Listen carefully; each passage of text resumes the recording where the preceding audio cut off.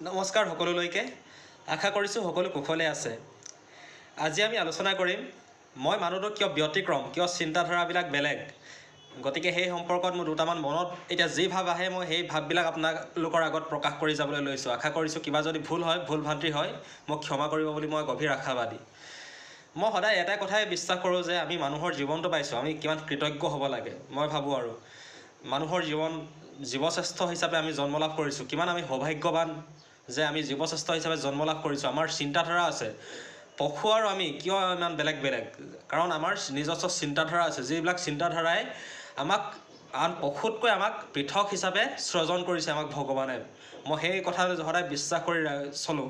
সেই সূত্ৰে মই ভগৱানৰ প্ৰতি মই ভগৱানকো বেছিকৈ বিশ্বাস নকৰোঁ, এটা শক্তিক বিশ্বাস কৰোঁ। সেই শক্তিটোৰ প্ৰতি মই সদায় কৃতজ্ঞ হৈ থাকিবলৈ যত্নপৰ হওঁ যে আমাক জীৱশ্ৰেষ্ঠ হিচাপে সৃজন কৰিছে। আমি কিবা বহুত লাগিলে আমি ধনৱান হৈ জন্ম নহওঁ, লাগিলে কোনো কথা নাই। আমি লাগিলে দৰিদ্ৰ ঘৰতে জন্ম হওঁ, কিন্তু মানুহ হিচাপেতো জন্ম লাভ কৰিছোঁ, তাৰ বাবে আমি কিমান কৃতজ্ঞ হ'ব লাগে। মই সেইটো কথাত অতি বিশ্বাসী। সেইবাবে মই সদায় অতি বিনয়ী আৰু সদায় কৃতজ্ঞ হৈ থাকিব পাৰিছোঁ, মই কৃতজ্ঞতা ভাৱেৰে। আৰু মই বিশ্বাস কৰোঁ যে আমাৰ এতিয়া মানুহৰ জীৱনটো একদম খন্তেকীয়া জীৱন। জন্ম আৰু মৃত্যু এই দুটাৰ মাজৰ কিছু মাত্ৰ আমি সময় পাওঁ। শৈশৱকালত বুলি এক্সট্ৰাকৈ গুচি যায়, মাজত ডেকাকাল মেইনলি ডেকাকালতে আমাৰ যিবিলাক কৰিব লাগে। এতিয়া মোৰ 25 বছৰ, এতিয়া মই এইটো এজতে যি কৰিব লাগে কৰিব লাগিব, নহ'লেতো মই এটা নিৰ্দিষ্ট বয়স হোৱাৰ পিছত মই ইচ্ছা কৰিলেও কৰিব নোৱাৰিম, নহয় জানো? সেইকাৰণে মই ভাবোঁ আৰু সময়ৰ অপচয় কেতিয়াও কৰিব নালাগে। সময়ক সদায় আমি মূল্য দি চলিব লাগে, সময়ক সদায় প্ৰাধান্য দিব লাগে। তেতিয়া জীৱনটো সুন্দৰ কৰি তোলাত বহুত বেছি পৰিমাণে সহায়ক হ'ব, মই সেইটোৱে ভাবোঁ। মই আশা কৰোঁ মোৰ দৰে যেনেকৈ চিন্তা কৰিছোঁ, প্ৰতিজন মানুহৰ যদি চিন্তাধাৰাবিলাক এনেকুৱা হয়, তেন্তে মই ভাবোঁ বিভিন্ন প্ৰেক্ষাপটত বহুত বেছি পৰিমাণে সহায়ক হ'ব জীৱনটো গঢ়ি তোলাত। গতিকে মই সেইটোৱে বিশ্বাস কৰোঁ যে জীৱনটো খন্তেকীয়া জীৱনটোত আমি যি কৰিব লাগে, বেয়া কাম কেতিয়াও কৰিব নালাগে। চোৰ ডকাইত এইবিলাক কেতিয়াও কৰিব নালাগে। ধৰ্ষণ, জঘন্য হত্যাকাণ্ড এইবিলাকৰ পৰা সদায় বিৰত থাকিব লাগে। মদ, ভাং, বিড়ি, চিগাৰেট, ড্ৰাগছ এইবিলাকৰ পৰা সদায় আঁতৰত থাকিব লাগে। ধুনীয়াকৈ এনেকৈ নিচামুক্তভাৱে থাকি জীৱনটো যাপন কৰি এদিন চাওকচোন কিমান আনন্দ লাগিব। এতিয়া মোৰ একো শক্তি নাই। এতিয়া 10 বছৰ হ'ল মই এখন তামোল মুখত দি পোৱা নাই, কিন্তু মইতো এতিয়া কিমান সুখী মানুহ। মোৰ দৰেতো সুখী মানুহ বহুত কমেই আছে আজিৰ যুগত। গতিকে মই যদি একো নোখোৱাকৈ ইমান সুখী হৈ থাকিব পাৰিছোঁ, তেন্তে আপোনালোকক এদিন চেষ্টা কৰি চাওকচোন।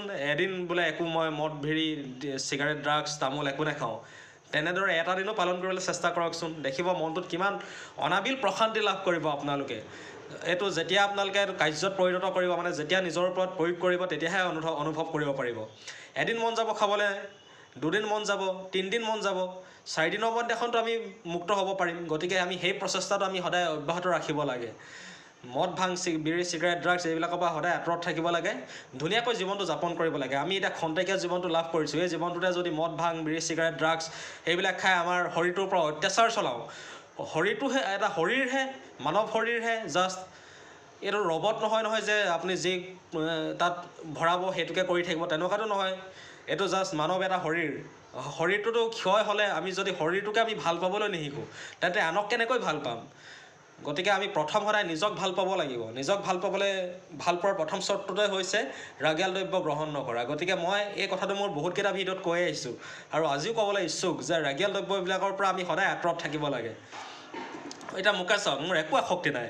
মই কেতিয়াবা চাহকণকে কেতিয়াবা খাওঁ, বোলে চাহকণ পাইছোঁ খাম, নাই পোৱা নাই, মোৰ সেইটোৰ প্ৰতিও আসক্তি নাই। কিন্তু মোৰ স্বাস্থ্যটো মোটামুটি ভালেই দেখোন। গতিকে মোৰ যদি এনেকৈ আনন্দদায়ক হিচাপে থাকিব পাৰিছোঁ, আপোনালোকেনো কিয় নোৱাৰিব? এইটো জাষ্ট লাগিব সামান্য প্ৰচেষ্টা। সেই প্ৰচেষ্টাবিলাক যদি আপোনালোকে হাতত লয়, তেন্তে দেখিব যে আপুনি নিচামুক্ত হ'বলৈ সক্ষম হৈছে। এতিয়া নিচামুক্তি কেন্দ্ৰবিলাকত কি ঘটি আছে দেখি আহিছোঁ, নহয় জানো? নিচামুক্তি কেন্দ্ৰই যে আপোনাক সম্পূৰ্ণৰূপে নিচামুক্তি কৰিব পাৰিব, যেতিয়ালৈকে মানসিক দৃঢ়তা আপোনাৰ সবল নহয়, তেতিয়ালৈকে কোনো নিচামুক্তি কেন্দ্ৰই আপোনাক নিচামুক্তি কৰি তুলিব নোৱাৰে। এয়া মই 100% নিশ্চিত, এয়া মোৰ বাওঁ হাতেৰে লিখি দিব পাৰিম। নিজৰ মনোবলটো দৃঢ় হ'ব লাগিব যে মই নাখাওঁৱেই, যি হয় হওকচোন, নাখাওঁৱেই, তেনেকুৱা এটা মাইণ্ডছেট ক্ৰিয়েট হ'ব লাগিব। যেতিয়া তেনেকুৱা এটা মাইণ্ডছেট ক্ৰিয়েট কৰি আপুনি জীৱন যুঁজত আগুৱাই যাব, তেন্তে দেখিব যে আপোনাৰ এই সমস্যাবিলাক যে আমাৰ বিভিন্ন এনজাইটি, ডিপ্ৰেশ্যন এইবিলাক আহি থাকে, যে এইবিলাক বহুত দূৰতে থাকি আপুনি জীৱনটো আগুৱাই নিব পাৰিব, জীৱনটো মহীয়ান কৰি তুলিব পাৰিব। মই সেই আশাৰে কৰিছোঁ যে সকলোৰে ভাল হওকচোন। এতিয়া মই যদি আজি এজন দোকানী হ'লোহেঁতেন কি হ'লহেঁতেন, মই দোকানখনত সদায় ভাল বস্তুবিলাক ৰাখিলোহেঁতেন, একো বেয়া বস্তুবিলাক নাৰাখিলোহেঁতেন। এতিয়া ক'বলৈ গ'লে বহুত দীঘল কথাবিলাক ওলাই গৈ থাকে, সকলো কোৱাটো উচিত নহ'ব বুলিয়ে ভাবোঁ মই। যি কি নহওক, মই আশা কৰিছোঁ এইটো এনেকুৱা এখন মই অসমৰ সপোন দেখিছোঁ, যিখন অসমত প্ৰতিজন শিশুৱে জন্ম লাভ কৰি এনেকুৱা এটা পৰিস্থিতিত এনেকুৱা এটা মাইণ্ডছেট ক্ৰিয়েট হ'ব লাগিব যে মই অসমত জন্ম লাভ কৰাটো মোৰ এটা ডাঙৰ বৰদান, যাৰ প্ৰেক্ষাপটত মই অসমত জন্ম লাভ কৰিছোঁ, অসমৰ দৰে এখন ৰাজ্যত। তেনেকুৱা এখন অসম গঢ়িবলৈ মোৰ মন আছে। গতিকে মইতো অকলে নোৱাৰিম কৰিব, আপোনালোক সকলোৰে সহায় সহযোগিতা লাগিব। মইতো মানুহটো কিয় ব্যতিক্ৰম কৈছে যে মই সৰু জীৱনটোক মই এনেদৰে যাপন কৰিব খুজিছোঁ যে মোৰ মৃত্যুৰ 1000 বছৰ পিছতো যাতে মই কৰি যোৱা কামবিলাক যাতে চলি থাকে। মই তেনেকুৱা এটা মোৰ কনচেপ্ট আছে যে মোৰতো খুব বেছি মই 50 বছৰ 60 বছৰ জীয়াই থাকিম চাগে, নাজানো আৰু কি হয়। মইতো যিমান খং বেছি দিনটো আয়ুস নাপাম চাগে, তথাপি মই 110 বছৰৰ পৰা আয়ুস টাৰ্গেট কৰি মই জীয়াই থাকিবলৈ চেষ্টা কৰিছোঁ। কিন্তু কোনেনো জানে কি হ'ব, কাইলৈকে দুৰ্ঘটনা হৈ যদি মোৰ মৃত্যু ঘটে, মই যদি আজি অহংকাৰত মত্ত হৈ থাকোঁ, তেন্তে মানুহে মোক ক'ব এইটো মৰিলে ভালেই হ'ল, তেনেদৰেহে ক'ব। সেইবিলাক কোৱাতকৈ যদি দুজন মানুহৰ চকুত সামান্য চকু পানী এটোপালো বিয়পাব পাৰোঁ, সেয়া মোৰ আটাইতকৈ ডাঙৰ ক্ৰেডিট নহয়নে? গতিকে মই আশা কৰিম জীৱন আৰু যাপন এইবিলাকৰ ওপৰত দৃষ্টি নিক্ষেপ কৰি যিবিলাক বেয়া কৰ্ম আছে, প্ৰতিটো বেয়া কৰ্ম, চুৰি ডকাইতি হ'ব পাৰে, যি নহওক লাগিলে মুঠতে বেয়া কামবিলাক, সেইবিলাকৰ পৰা সদায় আঁতৰত থাকিব লাগে। এতিয়া মই যিটো জীৱন যাপন কৰিছোঁ, মই ভাবিছোঁ এনেকুৱা এটা পাৰফেক্ট জীৱন যাপন কৰিছোঁ, যিটোৰ মই ভাবোঁ আৰু যদি কৰিব পাৰোঁ নাজানো, পিছত এটা আদৰ্শ হৈ ৰ'ব পাৰিম বুলি মই ভাবোঁ আৰু যেনেকৈ জীৱন যাপন কৰিব পাৰিছোঁ। আজি মই 25 বছৰ বয়সত সম্পূৰ্ণ লোভ লালসাৰ পৰা মুক্ত, বেয়া কৰ্মৰ পৰা মুক্ত, প্ৰতিটো বেয়া দিশৰ পৰা মই মুক্ত। এতিয়া মই এনেকুৱা এটা জীৱন যাপন কৰিছোঁ, এজন ঋষিমুনিয়ে যেনেকৈ জীৱন যাপন কৰে, ধুনীয়াকৈ একো এইবিলাকৰ প্ৰতি কাৰো প্ৰতি আসক্তি নোহোৱাকৈ, একদম নিৰাসক্তি হিচাপে একদম ধুনীয়াকৈ ফিট ফাট হৈ ধুনীয়াকৈ জীয়াই আছোঁ। কিমান ভাল লাগে, অনাবিল আনন্দ প্ৰতিটো ক্ষেত্ৰতে। আজি মই কোনো লিখি কৰি লোৱা নাই দেই, মই জাষ্ট মনত যিবিলাক ভাৱ আহিছে এতিয়া বৰ্তমান আপোনালোকৰ আগত, মই সেইবিলাক ভাৱকে আপোনালোকৰ আগত অকপতে স্বীকাৰ কৰি গৈছোঁ, যাতে মই আশা কৰিছোঁ সকলোৱে মোৰ অনুৰোধবিলাক যাতে নিজৰ জীৱনত প্ৰয়োগ কৰিবলৈ চেষ্টা কৰে। মোৰ সেইটোৱে আশা। মোক ইউটিউবৰ পৰা পইচাও নালাগে, মান যশস্যাও নালাগে, জাষ্ট এখন সৰ্বাংগ সুন্দৰ অসম গঠন হওক, মোৰ সেইটোৱে আশা। প্ৰতিজন অসমৰ শিশুৰ মুখত হাঁহি বিৰঙি উঠক, একো সন্ত্ৰাসবাদ নিপাতে যাওক, এইবিলাক প্ৰতিটো ক্ষেত্ৰত ইতিবাচক পদক্ষেপ গ্ৰহণ কৰি জীৱনটো মহীয়ান কৰি তোলক, মোৰ সেইটোৱে আশা। জীৱনটো আমি এবাৰে লাভ কৰিছোঁ, গতিকে সেই জীৱনটোতে আমি যি কৰিবলৈ আছে সেই জীৱনটোতে কৰিব লাগিব। মৃত্যুৰ পিছততো কি হয় এইটো কোনেও নাজানে, এতিয়া ময়ো নাজানো, আপুনিও নাজানে যে মৃত্যুৰ পিছত কি হ'ব। মই কিন্তু মৃত্যুৰ পিছত জীয়াই থাকিম দেই, মই কাৰণ দেহ ডনেট কৰি থৈ যাম। মোৰ চকু দুটাৰ পৰা দুজন অন্ধ মানুহে দেখিবলৈ সক্ষম হ'ব, তেনেকৈ বাকী শৰীৰৰ যিবিলাক অংগ সংৰোপণ কৰিব পৰা যায়, এজন মানুহে প্ৰায় 7জন মানুহৰ জীৱন ৰক্ষা কৰিব পাৰে। গতিকে মৃত্যুৰ পিছত দেহদান কৰি মই জীয়াই থাকিম বুলি আশা কৰিছোঁ। আৰু নাজানো সময়ে কি পৰিস্থিতিৰ সৃষ্টি কৰে, কিন্তু আশা এটা আছে সেইটো ছাকচেছ কৰিবলৈ, নাজানো সময় ক'লৈ লৈ যায়। গতিকে মই আশা কৰিম মোৰ মনোভাৱবিলাক আপোনালোকে যাতে বুজি পায়, মোৰ সেইটোৱে আশা। মোক মান যশস্যা একো নালাগে, জাষ্ট এখন সৰ্বাংগ সুন্দৰ অসম লাগে, যিখন অসমৰ প্ৰতিজন শিশুৰ মুখত অনবৰত হাঁহি বিয়পি থাকিব, প্ৰতিজন যুৱকৰ মুখত হাঁহি বিয়পি থাকিব, প্ৰতিজন আবাল বৃদ্ধ বনিতাৰ সকলোৰে মুখত হাঁহি বিৰিঙি থাকিব। তেনেকুৱা এখন অসমৰ সপোন দেখিছোঁ মই। সেইখন অসম গঢ়াৰ বাবে মই বহুত বেছি প্ৰচেষ্টা হাতত ল'ম, বিভিন্ন পদক্ষেপবিলাক মাজে মাজে হাতত ল'ম। গতিকে আশা কৰিছোঁ আপোনালোকে এইবিলাকত সহযোগ কৰিব, নিজৰ জীৱনটো উদযাপন কৰিব, নিজৰ জীৱনটো জাকত জিলিকা কৰি তুলিবলৈ অপ্ৰাণ চেষ্টা চলাব, মই সেইটোৱে আশা কৰিছোঁ। গতিকে বহুত বেছি দীঘল কৰিবলৈও বিচৰা নাই। মোৰ মনত যি ভাৱবিলাক এতিয়া বৰ্তমান আপোনালোকৰ আগত আহি আছে, মই সেই ভাৱবিলাকে আপোনালোকৰ আগত প্ৰকট কৰি গৈ আছোঁ, যে কোনবিলাক কৰিলে প্ৰকৃততে উচিত, কোনবিলাক কৰাটো অনুচিত। আমিতো এতিয়া জীৱশ্ৰেষ্ঠ হিচাপে কোনবিলাক উচিত কোনবিলাক অনুচিত আমিতো সকলোৱে গম পোৱাটোৱে উচিত। কিন্তু আমি জীৱশ্ৰেষ্ঠ হৈও কিছুমান কাম আমি এনেকুৱা কৰোঁ যি আমাক জীৱশ্ৰেষ্ঠ হিচাপে লজ্জাত আমাক পেলায়, লজ্জাজনক পৰিৱেশৰ সৃষ্টি কৰে যিবিলাক কৰ্ম কাৰ্যেৰে। গতিকে আমি জীৱশ্ৰেষ্ঠ হিচাপে জন্ম লৈছোঁ, কামবিলাকো আমাৰ জীৱশ্ৰেষ্ঠৰ দৰে হ'ব লাগিব, তেতিয়াহে আমি জীৱশ্ৰেষ্ঠ হিচাপে গৌৰৱ অনুভৱ কৰিব পাৰিম। কিন্তু আমাৰ কামবিলাকেতো জীৱশ্ৰেষ্ঠ হিচাপে আমাক দাঙি ধৰাত বহুত, মই ভাবোঁ আৰু বাধাৰ সৃষ্টি কৰিছে বহুত ক্ষেত্ৰত। গতিকে মই আশা কৰিম সকলোৱে সমিল মিলেৰে বাস কৰক, এতিয়া আমাৰ ইয়াৰ পৰা বোলে পাকিস্তানৰ যেতিয়া সৈন্য এজন মৰে আমি খুব ফূৰ্তি পাওঁ, আমাৰ ইণ্ডিয়ান আৰ্মীয়ে গৈ পাকিস্তানৰ সৈন্য এজনক হত্যা কৰিছে কিবা এক মানে কি বুলি কয় যুদ্ধত। কিন্তু আমি যদি বোলে সেই পাকিস্তানৰ যদি সেই সৈনিকজনৰ পুত্ৰ হিচাপে মই জন্ম ল'লোহেঁতেন মোৰ কেনেকুৱা লাগিলেহেঁতেন, আমি সেইবিলাক কথা চিন্তা কৰিব পাৰিব লাগিব। যুঁজে যে এটা সমস্যাৰ সমাধান কৰিব তেনেকুৱা কোনো কথা নাই। তুমি বিশ্বাসৰ এনাজৰীৰে বান্ধি ৰাখিহে এটা সমস্যাৰ সমাধান কৰিব পৰা যায়, মৰমৰ এনাজৰীৰে বান্ধি ৰাখিহে নিজৰ সমস্যাবিলাক সমাধান হয়। গতিকে নিজৰ জীৱনটো আমি কোনোবা এজন কাৰোবাক হত্যা দেখি আমি কেতিয়াও আনন্দিত হোৱাটো উচিত নহয়। হত্যাই কেতিয়াও সমস্যাৰ সমাধান কৰিব নোৱাৰে, সমস্যাৰ বৰঞ্চ সৃষ্টিহে কৰে। আমি মিলিজুলি থাকিবলৈ শিকিব লাগিব। এতিয়া আমাৰ ভাৰতবৰ্ষত কি প্ৰয়োজন হৈছিলে আটাইতকৈ বেছি প্ৰয়োজন হৈছিলে আমাৰ জনসংখ্যা বিস্ফোৰণ ৰোধ কৰা। জনসংখ্যা এনেকুৱা এখন নীতি প্ৰয়োগ কৰিব লাগে যে এজন মানুহৰ খুব বেছি 2জনহে সন্তান জন্ম হ'ব, তাতকৈ বেছি সন্তান জন্ম হ'বলৈ এলাও কৰা নহ'ব। তেনেকুৱাবিলাক নিয়ম প্ৰণয়ন কৰিব লাগিছিলে, তেতিয়াহে আমাৰ দেশৰ সৰ্বাত্মক বিকাশ হ'লহেঁতেন। এতিয়া আমাৰ প্ৰতিদিনে মানুহৰ জনসংখ্যা বাঢ়ি জনবিস্ফোৰণ হৈ গৈছে, কিন্তু আমাৰ মাটিকালিৰ পৰিমাণ বাঢ়িছে জানো? মাটিটো একেই হৈ আছে। পৃথিৱীখন সৃষ্টি হওঁতে যিমান পৰিমাণৰ মাটি আছিল, আজি এতিয়া পৃথিৱীখন এতিয়া ইভালুশ্যন হৈ গৈ মাটিটো সৃষ্টি হোৱা নাই নতুনকৈ। সেই মাটিবিলাকতে আমি বাস কৰিব লগা হৈছে। গতিকে আমাৰ প্ৰয়োজন হৈছিলে জনসংখ্যা বিস্ফোৰণ ৰোধ কৰাৰ এখন আইন, কিন্তু আমি প্ৰণয়ন কৰি আছোঁ কিবা অৰুণোদয় কিবা এনেকুৱাবিলাক প্ৰণয়ন কৰি মানুহবিলাক এলেহুৱা কৰি পেলাইছোঁ, যাৰ প্ৰেক্ষাপটত নিজৰ চাউলকেইটা খেতি কৰিবলৈও আজিকালি বৰ্তমান গাঁৱত মন নকৰা হৈছেগৈ। কাৰণ মই চৰকাৰী চাউল ফ্ৰী পায়ে আছোঁ, মই এতিয়া খেতি কৰিবলৈ প্ৰয়োজন কি? কিন্তু চিন্তা কৰি চোৱা নাই যে নিজৰ খাদ্যকেইটা নিজে যদি উৎপাদন কৰি ল'ব পৰা সামৰ্থ্যকণো নাই, তুমি জীয়াই থকাৰ কিবা মজা আছে জানো?